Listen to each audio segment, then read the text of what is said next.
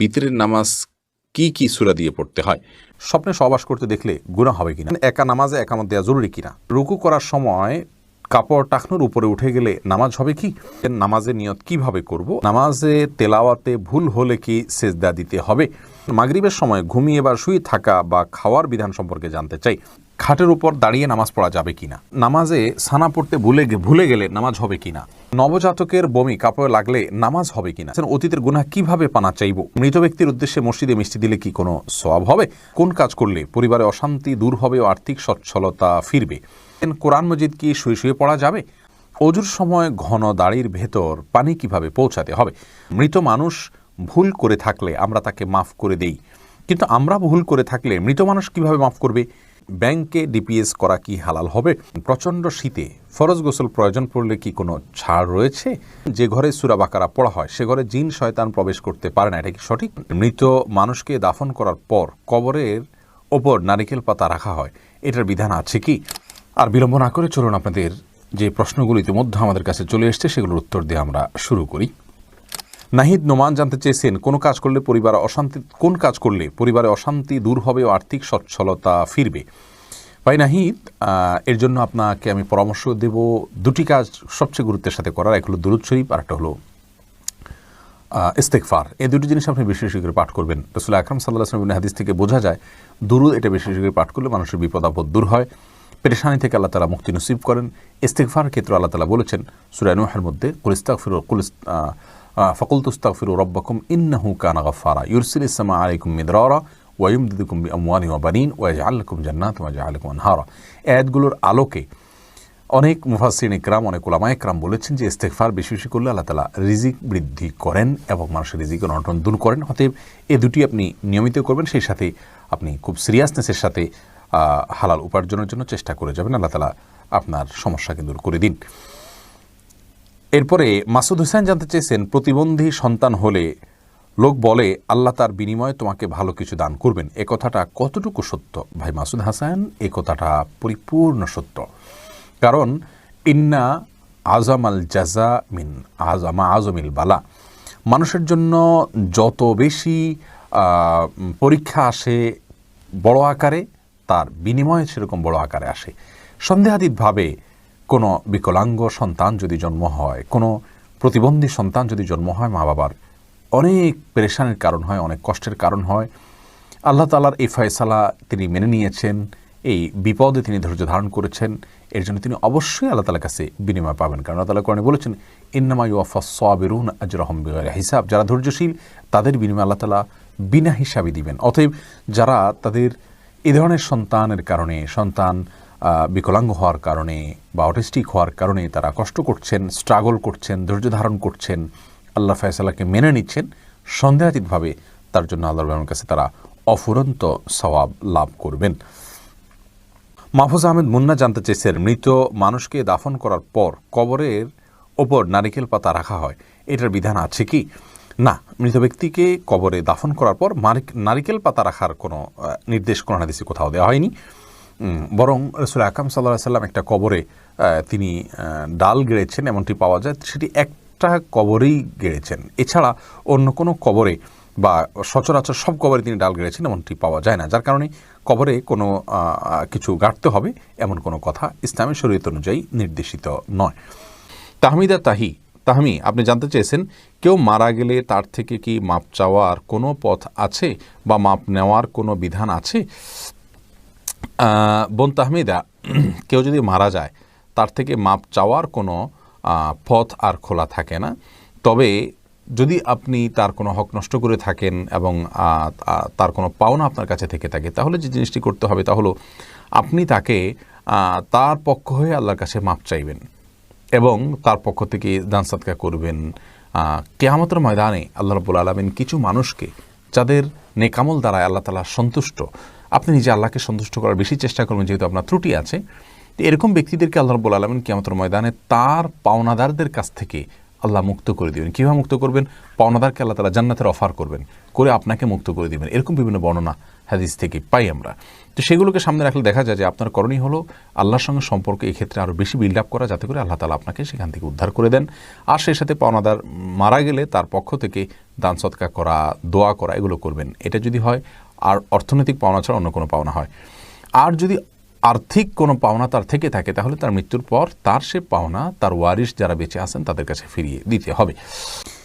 এরপরে এমডি জায়েদ, আপনি ইউটিউব চ্যানেলে প্রশ্ন করেছেন, রাতে ঘুমানোর আগে তায়াম্মুম করলে কি ওযুর সুন্নত পালন হবে? রাতে ঘুমানোর আগে যদি কেউ তায়াম্মুম করেন সেক্ষেত্রে অজু করতে তিনি অপারগ অথবা অজু তার জন্য কষ্টকর, সেই ভিত্তিতে তিনি তায়াম্মুম করেন তাহলে ইনশাআল্লাহ অজুর যে কাজ, পবিত্রতা অর্জনের কাজ, সেটি আদায় হবে এবং সেই সওয়াব তিনি পাবেন ইনশাআল্লাহ। মোহাম্মদ ইফরাত, আপনি এটি থেকে জানতে চাইছেন, চোখে সুরমা লাগানো কি সুন্নাত? আর সুরমা লাগানোর পর যদি অজু করি সুরমার কালার থেকে যায় এতে কি অজু হবে? আপনার শেষ প্রশ্ন উত্তর আগে দিই। সুরমার কালার যদি চোখে থেকে যায় অজু করার পরেও তাহলে তাতে অজু হয়ে যাবে, কোনো অসুবিধা নেই। আর চুরমা লাগানো সুন্নাত, জি সুরমা লাগানো সুন্নাত। সুরমা যেন অরিজিনাল হয়, স্বাস্থ্যসম্মত হয়, ক্ষতির কারণ না হয়, সেদিকটা খেয়াল করা উচিত। তবে সুরমা লাগানো সুন্নাত। রাসূল আকরাম সাল্লাল্লাহু আলাইহি ওয়াসাল্লামের হাদিসে সুরমা লাগানোর কথা স্পষ্টভাবে বর্ণিত হয়েছে। এরপরে মুজাহিদুল ইসলাম শওকাত, আপনি জানতে চেয়েছেন, যে ঘরে সূরা বাকারা পড়া হয় সে ঘরে জিন শয়তান প্রবেশ করতে পারে না, এটা কি সঠিক? যদি সঠিক হয় তবে সূরা বাকারা কতটুকু পড়তে হবে? ভাই মুজাহিদুল ইসলাম, এটা সঠিক এবং এ সম্পর্কে রাসূল আকরাম সাল্লাল্লাহু আলাইহি ওয়াসাল্লামের স্পষ্ট হাদিস রয়েছে। সূরা বাকারা যদি তেলাওয়াত করা হয় কোনো বাসায়, সেখানে জিন শয়তান প্রবেশ করে না। এক্ষেত্রে কতটুকু তেলাওয়াত করবেন? এর উত্তর হলো যে আপনি তেলাওয়াত করতে থাকবেন শুরু থেকে শেষ পর্যন্ত, কোনো লিমিটেশন নাই যে এত আয়াত পড়বেন। যত বেশি পড়বেন, বারবার পড়তে থাকবেন। নিজে পড়তে না পারলে তেলাওয়াত, রেকর্ডকৃত তেলাওয়াত চালু করে রাখবেন। যদি অনেক উলামা একরাম সেটিকে যথেষ্ট নয় বলেছেন, কিন্তু আমরা দেখেছি রেকর্ডকৃত তেলাওয়াত চালু করে রাখলেও বাসা বাড়িতে জিনের উপদ্রব কমে যায়, মানুষ অনেকটা সুরক্ষিত হয়ে যায় আলহামদুলিল্লাহ। এরপরে আব্দুল্লাহ মাহমুদ জানতে চেয়েছেন ইউটিউব চ্যানেলে, নামাজে তেলাওয়াতে ভুল হলে কি সেজদা দিতে হবে? দেখুন, নামাতে যদি তেলাওয়াতে ভুল হয় তাহলে সেজদা দেওয়ার ব্যাপার নাই। আপনার ভুলটা হয় অর্থ বিকৃত হওয়ার পর্যায়ের ভুল হবে না, তাহলে তো কোনো অসুবিধাই নেই। আর যদি অর্থ বিকৃত হওয়ার মতো ভুল হয় সেই ক্ষেত্রে আপনি 3 আয়াত বা যতটুকু না পড়লে নয় এতটুকু পড়ে ফেলেছেন, তারপরে যদি ভুল হয় তাহলে ইনশাআল্লাহ সেখানে আপনার সালাত হয়ে যাবে।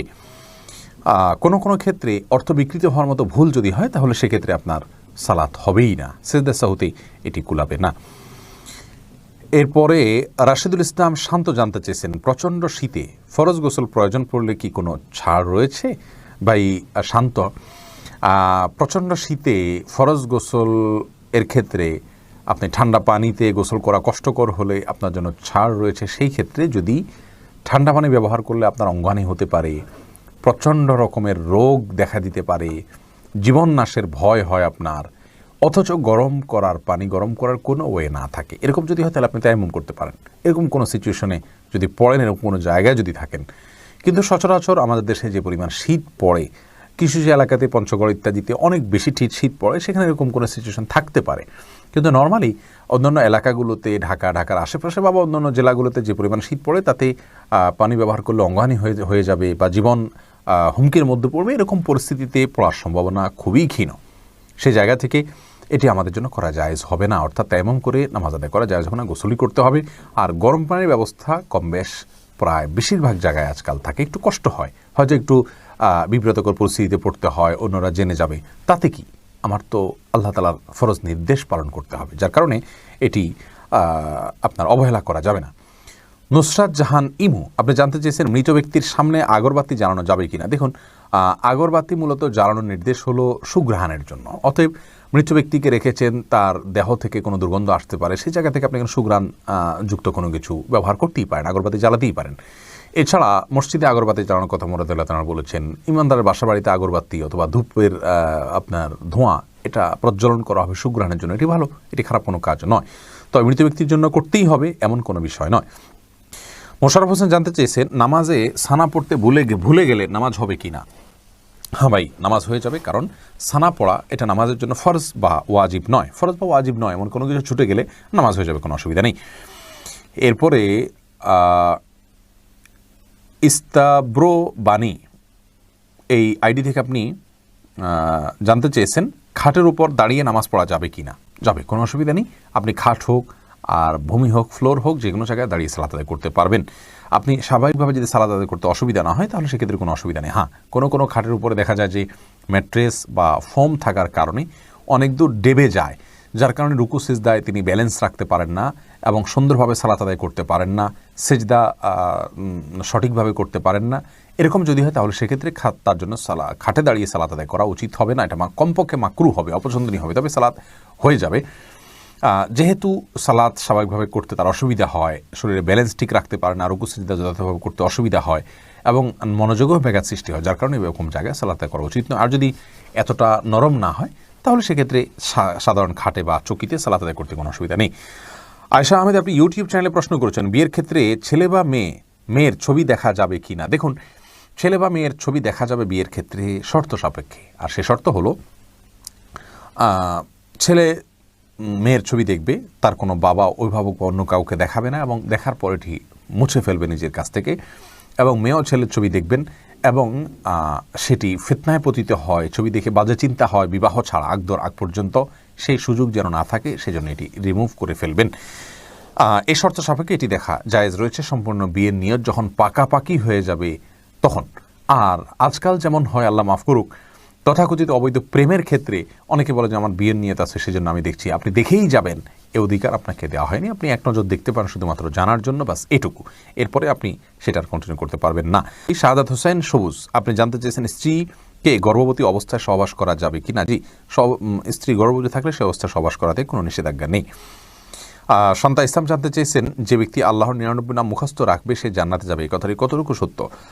বোন সন্তা এই সম্পর্কে হাদিসে একটি কথা রয়েছে, নবী সাল্লাল্লাহু আলাইহি ওয়াসাল্লাম বলেছেন, ইন্না লিল্লাহি তাসআইনা ইসমান, নিশ্চয় আল্লাহ তাআলার 99টি নাম রয়েছে, যেই নামগুলোকে যদি কেউ সংরক্ষণ করেন, এই সংরক্ষণ করার একটা অর্থ হলো মুখস্থ করা, আর একটা অর্থ হলো যে এই সংরক্ষণ করার মানে হলো এগুলোর অর্থ বুঝে আল্লাহ তাআলার এই গুণগুলোকে বিশ্বাসে আনা, যেটি আমাদের ঈমানের জন্য অবিচ্ছেদ্য অংশ, করতেই হবে, সেই বিশ্বাস লালন করা। এভাবে যদি কেউ সংরক্ষণ করেন সার্বিকভাবে, তিনি জান্নাতে যাবেন, এরকম একটি হাদিস রয়েছে। এরপরে জান্নাতুল ফেরদাউস আপনি জানতে চেয়েছেন, অসুস্থতা থেকে মুক্তি লাভের জন্য রোজা মানত করা যাবে কি না। দেখুন, অসুস্থতা থেকে মুক্তি লাভের জন্য অবশ্যই আপনি রোজা মানত করতে পারেন, যে কোনো কাজের জন্যই মানত করা যেতে পারে। তবে হ্যাঁ, মানত এটা খুব বেশি প্রশংসনীয় কাজ নয়, বরং একজন মুসলিম হিসাবে আমাদের যে জিনিসটি করা উচিত তা হলো, আমি অসুস্থ আছি, আল্লাহ রাব্বুল আলামিনের রহমত প্রাপ্তির আশায় একটু আমল করলাম, একটু নফল রোজা এমনিতে রাখলাম, তাহলে সেটা হবে আমাদের জন্য ভালো এবং উত্তম কাজ। কিন্তু যদি আমাদের অসুস্থতাজনিত কারণে আল্লাহ রাব্বুল আলামিনের কাছে এভাবে মানত করি, আল্লাহ আপনি সুস্থ করে দিন, আমি রোজা রাখবো, তাহলে সেটা জায়েজ আছে, কিন্তু এভাবে না করে আগে থেকে রাখা উচিত।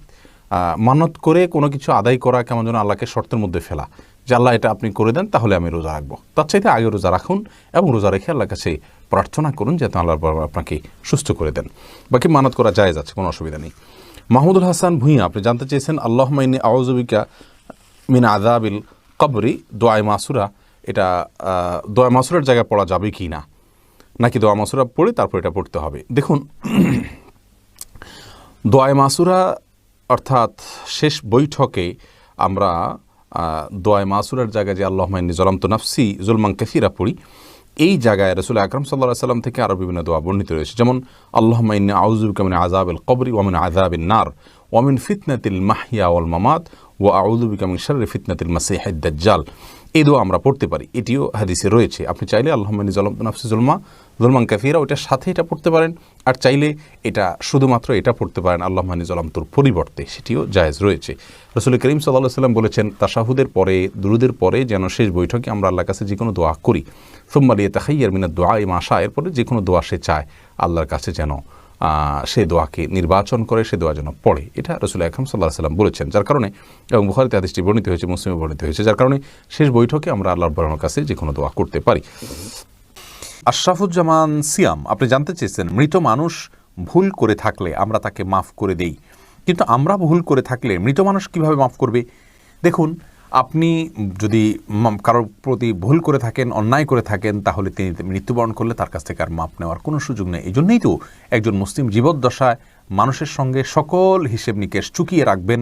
কারোর প্রতি অবিচার করলে, অন্যায় করলে, কারোর হক নষ্ট করলে তার কাছ থেকে ক্ষমা চেয়ে সেটাকে পরিষ্কার করে রাখবেন। এটি একজন মুমিনের জন্য করা উচিত, দেরি করা উচিত নয়। কারণ আমার অধিকার যার কাছে আছে, তিনি যদি, যার অধিকার আমি নষ্ট করেছি, তিনি যদি মৃত্যুবরণ করেন, তাহলে সেক্ষেত্রে কিয়ামতের দিন কেউ কাউকে ছাড়বে না। মৃত্যুর পরে আর তাকে সন্তুষ্ট করা কঠিন। তবে হ্যাঁ, এরকম পরিস্থিতিতে আল্লাহ তাআলাকে যদি খুব বেশি সন্তুষ্ট করতে পারেন, আল্লাহ তাআলা কোনো হাদিস থেকে বোঝা যায় যে ওই ব্যক্তির পক্ষ থেকে তার যে পাওনাদার তাকে সন্তুষ্ট করে দিবেন কোনো পুরস্কার দিয়ে, এবং এই ব্যক্তিকে মাপ পাইয়ে দিবেন। অতএব বিকল্প হলো বিশেষ তওবা করা, তার পক্ষ থেকে দান সদকা করা, তার জন্য দোয়া করা মৃত ব্যক্তির জন্য যার কাছে আমার অধিকার রয়েছে, যার অধিকার আমি নষ্ট করেছি, এবং সেই সাথে আল্লাহ তাআলাকে খুব বেশি সন্তুষ্ট করার চেষ্টা করে যাওয়া। এমনি নাসিমউদ্দিন আপনি জানতে চেয়েছেন অজুর সময় ঘন দাড়ির ভেতর পানি কিভাবে পৌঁছাতে হবে। দেখুন, পানি এভাবে কোষ করে ধরে আপনি যদি এভাবে ভিজিয়ে রাখেন তাহলে সেক্ষেত্রে যত ঘন দাঁড়িয়ে হোক না কেন গোড়ায় চলে যাবে। সাইফুল ইসলাম জানতে চেয়েছেন নামাজের প্রথম রাকাতে আউযুবিল্লাহ বিসমিল্লাহ সহ সূরা পাঠ করে প্রথম রাকাত শেষ করলাম, দ্বিতীয় রাকাত কি পুনরায় আউযুবিল্লাহ পাঠ করতে হবে না বিসমিল্লাহ পাঠ করলেই হবে? দেখুন, সূরায়ে ফাতিহা যেহেতু আপনি নতুন করে শুরু করছেন, এই জন্য আপনি আউযুবিল্লাহ পাঠ করবেন এবং এরপরে বিসমিল্লাহ পাঠ করবেন। কারণ ফাইদা ক্রাআতাল কুরআন ফাস্তাইয বিল্লাহি মিনাশ শাইতানির রাজিম, আল্লাহ তাআলা বলেছেন কোরআন যখন পাঠ করবে তখন তুমি আল্লাহ তাআলার কাছে আশ্রয় চাইবে শয়তান থেকে। এই জন্য প্রথম রাকাতে আপনি সূরা ফাতিহা পাঠ করেছেন, এরপরে আপনি রুকু করেছেন, সিজদা করেছেন, তাসবিহ পাঠ করেছেন, অনেকগুলো কাজ করেছেন, আবার নতুন করে আপনি তেলাওয়াত শুরু করছেন, যার কারণে আপনি এখানে আউযুবিল্লাহ সূরা দুইটা পাঠ করবেন। এরপরে ফারিয়া ইসলাম জানতে চেয়েছেন কোরআন মাজিদ কি শুয়ে শুয়ে পড়া যাবে? হ্যাঁ বোন ফারিয়া, কোরআন মাজিদ শুয়ে শুয়ে পড়া যাবে, কোরআন মাজিদ শুয়ে পড়া যাবে না এমন কোনো কথা কোরআন হাদিসের কোথাও বলা হয়নি, বরং সাধারণ অবস্থায় কোরআন মাজিদ পড়া যাবে। তবে কোরআন মাজিদের প্রতি কোরআন মাজিদকে বুকের মধ্যে ধরে অসম্মানজনকভাবে শুয়ে শুয়ে পড়া উচিত না। আপনি মুখস্থ থেকে পড়তে পারেন, আর সাধারণ অবস্থায় বসে বসে সুস্থ অবস্থায় আপনার কোরআন মাজিদ পড়ার চেষ্টা করা উচিত। আপনি মনসুর আলী জানতেছেন অতীতের গুনাহ কিভাবে পানা চাইব? ভাই মনসুর, আপনি অতীতের গুনাহের জন্য আল্লাহর কাছে লজ্জিত হয়ে অনুতপ্ত হয়ে ক্ষমা চাইবেন, চোখের পানি ফেলে সম্ভব হলে বা কানার ভান করে হলে আল্লাহর কাছে মাপ চাইবেন, আর ভবিষ্যতে করবেন না বলে প্রতিজ্ঞাবদ্ধ হবেন। ইনশাআল্লাহ এর মাধ্যমে আল্লাহ তাআলা আপনাকে গুনাহ থেকে মুক্ত করবেন। মহিমা মাহি আপনি জানতে চেয়েছেন নবজাতকের বমি কাপড়ে লাগলে নামাজ হবে কিনা? দেখুন, বমি নাপাক, সেটা নবজাতক হোক অথবা প্রাপ্তবয়স্ক কেউ হোক, সবার বমি নাপাক, যার কারণে এটি লাগলে নাপাক হয়ে যাবে। এমনি মামুন হোসেন জানতে চেয়েছেন মৃত ব্যক্তির উদ্দেশ্যে মসজিদে মিষ্টি দিলে কি কোনো সওয়াব হবে? দেখুন, মৃত ব্যক্তির পক্ষ থেকে আপনি গরিব দুঃখীকে খাবার দিতে পারেন, কোনো অসুবিধা নেই। দিনক্ষণ ঠিক না করে এমনিতে গরিব দুঃখীকে খাবার দিলেন। মসজিদে বিশেষভাবে খাবার দিতে এমন কোনো কথা নেই। গরিব দুঃখীকে খাবারটা আপনি বাইরেও দিতে পারেন, তাদের বাসা পৌঁছে দিতে পারেন। মসজিদ থেকে মসজিদের সাধারণ মুসল্লি আছে তাদেরকে আপনি দান করতে পারেন মৃত ব্যক্তিকে সওয়াবের উদ্দেশ্যে, সেটিও হতে পারে। কিন্তু এটিকে আমাদের দেশে যেরকম সিস্টেম বানিয়ে নিয়েছে এমন মানুষ, যে কেউ মারা গেলে মসজিদে মিষ্টি পাঠানো, জিলাপি পাঠানো মুসল্লিদেরকে খাওয়ানোর জন্য, এরকম কোনো নির্দেশ, আলাদা পার্টিকুলার নির্দেশ ইসলামে দেওয়া হয়নি। তবে হ্যাঁ, গরিবের মৃত ব্যক্তির পক্ষ থেকে আমরা সাদাকা করতে পারি, তারই অংশ হিসাবে খাদ্যদান হতে পারে, সেটি গরিব অসহায় মানুষকে প্রাধান্য দিয়ে দেওয়া উচিত। মসজিদে না দিয়ে আপনি সেটি যদি বস্তিতে দেন, গরিব মানুষের বাসা বাড়িতে দেন, সেটি আরও বেশি সওয়াবের কারণ হবে ইনশাআল্লাহ। সুজন মুখতার আপনি জানতে চেয়েছেন ইউটিউব চ্যানেলে স্বপ্নে সহবাস করতে দেখলে গুনাহ হবে কিনা? না, এর কারণে কোনো গুনাহ হবে না, কারণ এটি বান্দার ইচ্ছার দিন কোনো বিষয় নয়, বান্দার ইচ্ছাধীন বিষয় নয়, এমন বিষয়ের জন্য আল্লাহ তাআলা বান্দাকে পাকড়াও করবেন না। এরপরে এমডি রায়হান সিদ্দিকী আপনি জানতে চেয়েছেন মাগরিবের সময় ঘুমিয়ে বা শুয়ে থাকা বা খাওয়ার বিধান সম্পর্কে জানতে চাই। দেখুন ভাই রায়হান, মাগরিবের পরে এশার আগে শোয়ার ব্যাপারে হাদিসে নিষেধাজ্ঞা রয়েছে। নবী সাল্লাল্লাহু আলাইহি ওয়াসাল্লাম অপছন্দ করতেন এই সময় শোয়াটাকে, যার কারণে মাগরিবের পরে শোয়া উচিত নয়। তবে যদি কেউ অসুস্থ থাকেন, শরীরে ক্লান্তি থাকে, তিনি শুয়ে আছেন ক্লান্তির কারণে, সেটি ভিন্ন বিষয়। কিন্তু সাধারণ অবস্থাতে এই সময় ঘুমানো নিষেধ, কারণ এই সময় ঘুমাইলে আপনার এশার সালাত তরক হয়ে যেতে পারে। তাছাড়া সকাল এবং সন্ধ্যার সময়গুলো আল্লাহকে স্মরণ করার সময়, জিকিরের সময় যেন এই সময় ঘুমিয়ে কাটাবেন না। শুধু সামান্য একটু শুয়ে থাকা এটা ভিন্ন বিষয়, এটা ইনশাআল্লাহ নিষেধাজ্ঞার আওতায় পড়বে না। এরপরে এমডি সালমান ইসলাম জানতে চেয়েছেন নামাজের নিয়ত কিভাবে করব? আপনি কোন নামাজ পড়ছেন আপনার মাথায় যদি সেটি থাকে তাহলে আপনার নিয়ত আছে, বাস। নিয়ত মানে ইচ্ছা। মুখে আপনাকে নাওয়াইতুয়ান পড়তে হবে না, কারণ মুখে নাওয়াইতুয়ান পড়া এটা মূলত নিয়ত নয়, এটা নিয়তের কথাটিকে মুখে প্রকাশ করা। ইসলাম আমাদেরকে সেটি বাধ্য করেনি। এরপরে রোজি আহমেদ জানতেছেন রুকু করার সময় কাপড় টাকনুর উপরে উঠে গেলে নামাজ হবে কি? দেখুন, রুকু করার সময় যদি টাকনুর উপরে কাপড় উঠে যায় তাহলে সেক্ষেত্রে আপনার মেয়ে মানুষ হিসাবে সামান্য এক ঝলকের জন্য উঠলো, 1 সেকেন্ড 2 সেকেন্ডের জন্য উঠলো, তাতে গুনাহ হবে না ইনশাআল্লাহ বিইذনিল্লাহ। এমডি সোহাগ খান জানতেছেন একা নামাজে একামত দেওয়া জরুরি কিনা? জি ভাই, একা নামাজ পড়লেও আপনি যখন একাকী ফরজ নামাজ আদায় করবেন, একামত দিয়ে নামাজ পড়বেন, এই উদ্দেশ্যে কেউ চাইলে আপনার সঙ্গে এসে যোগ দিতে পারে জামাতে। আমরা কিন্তু এটা অনেকেই জানি না। কেউ যদি নামাজ শুরু করে দেন একা একা, তিনি যদি জোরে জোরে তাকবীর বলেন ইমামতের নিয়তে, পরবর্তীতে কেউ এসে তাকে টাচ করে তার পাশে দাঁড়িয়ে জামাতে শামিল হয়ে যেতে পারে, যে কোনো পর্যায়ে, যে কোনো মাঝামাঝি পর্যায়ে এসেও শামিল হয়ে যেতে পারে, তাহলে সেক্ষেত্রে তারা উভয়ে জামাতে সালাত আদায় করার সওয়াব পেয়ে গেলেন। এরপরে সজল শেখ আইডি থেকে আপনি জানতে চাচ্ছেন, ব্যাংকে ডিপিএস করা কি হালাল হবে? সুদী ব্যাংকগুলোতে ডিপিএস করা হারাম হবে, যেহেতু সেখানে আপনাকে সুদ দেওয়া হবে, সুদভিত্তিক লেনদেনের চুক্তি আপনার সাথে হয়ে যাবে সেজন্য। আর ইসলামী ব্যাংকগুলো যদি হয় তাহলে সেক্ষেত্রে বেশ কিছুটা ছাড় রয়েছে, এবং সেটি কিছুটা কোনো কোনো ক্ষেত্রে এটি সন্দেহের মধ্যে পড়বে, শুবহাতের মধ্যে পড়বে, বাকি মৌলিকভাবে অন্য কোনো উপায় যদি কারো না থাকে এটি নাজায়েজ বা হারাম সরাসরি হবে না, তবে অ্যাভয়েড করতে পারলে সেটাও ভালো, যেহেতু সংশয় বা সন্দেহ সেখানেও রয়েছে। দিনের পথিক আইডি থেকে আপনি লিখেছেন, বিতরের নামাজ কি কি সূরা দিয়ে পড়তে হয়? বিতরের সালাতের প্রথম রাকাতে সূরায়ে সাব্বিহিসমা রব্বিকাল আলা, দ্বিতীয় রাকাতে সূরায়ে কাফিরুন এবং তৃতীয় রাকাতে সূরা ইখলাস কুল হুয়াল্লাহ পাঠ করা, এটি সুন্নাহ। নবী করিম সাল্লাল্লাহু আলাইহি ওয়াসাল্লাম বিতরের সালাতে সচরাচর এই সূরাগুলো তেলাওয়াত করতেন, বিধায় আপনি এই সূরাগুলো তেলাওয়াত করতে পারেন বা করার চেষ্টা করা উচিত। শেখ সোহানুর রহমান জানতে চেয়েছেন, নামাজের মধ্যে তাশাহুদ পড়ার সময় তর্জনী আঙ্গুল উঁচু করার বিধান কি? এটা সুন্নাত, কেউ না করলে অসুবিধা নেই, নামাজ হয়ে যাবে, কিন্তু সুন্নাত বা মুস্তাহাব। অর্থাৎ আমরা যখন তাশাহুদ পাঠ করব তখন আমরা তাশাহুদের মধ্যে মূলত সাক্ষ্য দিচ্ছি আল্লাহর একত্ববাদের, রাসূল আকরাম সাল্লাল্লাহু আলাইহি ওয়াসাল্লামের রিসালাতের, তখন আমরা আঙ্গুল উঁচু করে মুখের সাক্ষ্যটাকে আমার আঙ্গুলের সাথে আমার আচরণের মাধ্যমে আমি মিলাচ্ছি। অর্থাৎ আমি মুখে বলছি আল্লাহ ছাড়া কোনো সত্যিকারের মাবুদ নাই, সাক্ষ্য দিচ্ছি, মুহাম্মদ সাল্লাল্লাহু আলাইহি ওয়াসাল্লাম আল্লাহর রাসূল সাক্ষ্য দিচ্ছি, আবার তার সাথে আমি আঙ্গুল উঁচু করে আমি সাক্ষ্যর সাথে ওইটাকে আমি মেলাচ্ছি। তো এটা জায়েজ, এটা মুস্তাহাব, করা উচিত। যদি কেউ না করেন নামাজ হয়ে যাবে। এটার পদ্ধতি নিয়ে অনেক মতপার্থক্য আছে, এটি আমরা বারবার বলেছি। সারাক্ষণ নাড়াতে থাকবো নাকি উঠিয়ে শুধু ধরে রাখবো? তো নাড়াতে থাকার সপক্ষে একটি হাদিস মুসনাদ আহমদে বর্ণিত হয়েছে যে এই আঙ্গুল নাড়ানোটা শয়তানের উপরে লোহার চাইতে বেশি, আপনার লোহার আঘাতের চাইতে বেশি কষ্টের। তো এই হাদিসের ভিত্তিতে অনেক আমাকে মনে করেন যে নাড়াতে থাকলে শয়তানের প্রতি এটা আঘাতের কাজ দেয়, এই জন্য নাড়াতে থাকার কথা তারা বলেন। আর এর বিপরীতে অনেক উলামায়ে কেরামের মতে এটা শুধুমাত্র উঠাবেন এবং নামাবেন। এখানে নাড়ানো বলতে উদ্দেশ্য হলো উঠানেন এবং নাড়ানো, এই নাড়ানো, সারাক্ষণ নাড়ানো উদ্দেশ্য না। আর তাছাড়া এখানে বেশিরভাগ হাদিসগুলোতে এসছে ইউশিরু, আঙ্গুল দিয়ে ইশারা করা। তো ইশারা করা না হলে ইশারা করা হয় না, উঠানো এবং নামানোর মাধ্যমে ইশারা করা হয়। এই দ্বিতীয় মতটা আমার কাছে বেশি শক্তিশালী মনে হয়, অর্থাৎ উঠাবেন এবং নামাবেন। এমডি আরিফ আবার উঠানো নামানোর ক্ষেত্রে অনেকে বলেন আশহাদু বলার সময় উঠাবেন, লা ইলাহা ইল্লাল্লাহ বলার সময় নামা ফেলতে হবে, একটু আগের পরে হলে ঈমান থাকবে না, এগুলো সম্পূর্ণ ভিত্তিহীন কথা। সোহেল রানা আপনি প্রশ্ন করেছেন, অনেকে বলে স্ত্রী প্রেগনেন্ট থাকলে স্বামী কোনো জীবজন্তু মারতে পারবে না, যেমন মশা, মাছি, ছারপোকা ইত্যাদি, মারলে আগত সন্তানের অমঙ্গল হবে, এটা কি সঠিক? না ভাই সোহেল রানা, সম্পূর্ণ ভিত্তিহীন কথা, এবং কোরআন এবং হাদিস এই ধরনের কোনো কথা নেই। প্রচুর পরিমাণে ভিত্তিহীন কথা এবং প্রপাগান্ডা আমাদের সমাজে প্রচলিত আছে, অনেক কুসংস্কার আমাদের সমাজে প্রচলিত আছে। তার মধ্যে থেকে এটা একটা, স্ত্রী প্রেগনেন্ট থাকলে স্বামীর জন্য কোনো করণীয়, মুরগি জবাই করতে পারবে না, এটা করতে পারবে, এটা করতে, এরকম কোনো কথা নেই, এগুলো সম্পূর্ণ বানানো কথা। এমডি শহীদুল্লাহ জানতে চেয়েছেন, জনৈক ব্যক্তি বলেছেন ফরজ সালাতের পর মুনাজাত না ধরে বসে থাকলে অহংকার করা হয়, আসলে কি তাই?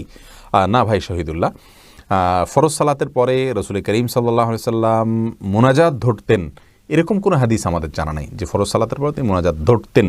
বিভিন্ন হাদিস থেকে ইশারা ইঙ্গিতে জোড়াতালি দিয়ে এই জিনিসটাকে প্রমাণ করার চেষ্টা করা হয়। সালাতের মতো এত কমন একটি ইবাদত, নিয়মিত যেটা 5 বার আদায় করতে হয়, সেখানে রাসূল আকরাম সাল্লাল্লাহু আলাইহি ওয়াসাল্লাম সালাম ফেরানোর পরে যদি হাত তুলে থাকেন, হাত তুলে মুনাজাত করে থাকেন, তাহলে সেটি অবশ্যই হাদিসের কিতাবগুলোতে আসবে। সেরকমটি কোনো হাদিসের কিতাবগুলোতে বর্ণিত হয়নি। অতএব কেউ যদি হাত না তোলেন তাকে অহংকারী বলা, এটা মূর্খতা ছাড়া আর কিছুই নয়। সুন্নাহ অনুসরণ করলে অহংকারী হবে কেন?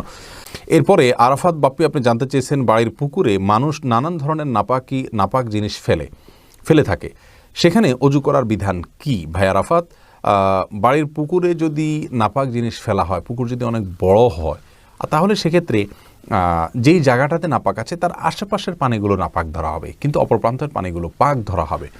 অনেক পানিতে যদি নাপাক পড়ে তাহলে সেক্ষেত্রে এই বিধান প্রযোজ্য হয়। বিধায় এটা নিয়ে আপনার হেজিটেশন করার কোনো কারণ নেই। আপনার রুচিতে না করলে আপনি সে পানি ব্যবহার করবেন না, ভিন্ন কথা। কিন্তু শরীরের দৃষ্টিকোণ হলো বড় পুকুর বা বড় কোনো পানির আপনার পুকুর হোক, নদী নালা হোক, এরকম কিছু যদি হয় তাহলে সেক্ষেত্রে ওই পুকুরে কোনো এক প্রান্তে নাপাক পড়লে ওই জায়গা নাপাকটার আশেপাশের পানিগুলো নাপাক হিসেবে বিবেচিত হবে, বাকিগুলো পাক থাকবে। হ্যাঁ, যদি নাপাকের পরিমাণ এত বেশি হয় যে স্বামীর পানির কালার পরিবর্তন হয়ে গেছে, রং গ্রান পরিবর্তন হয়ে গেছে, তাহলে সেখানে পানি নাপাক হিসেবে বিবেচিত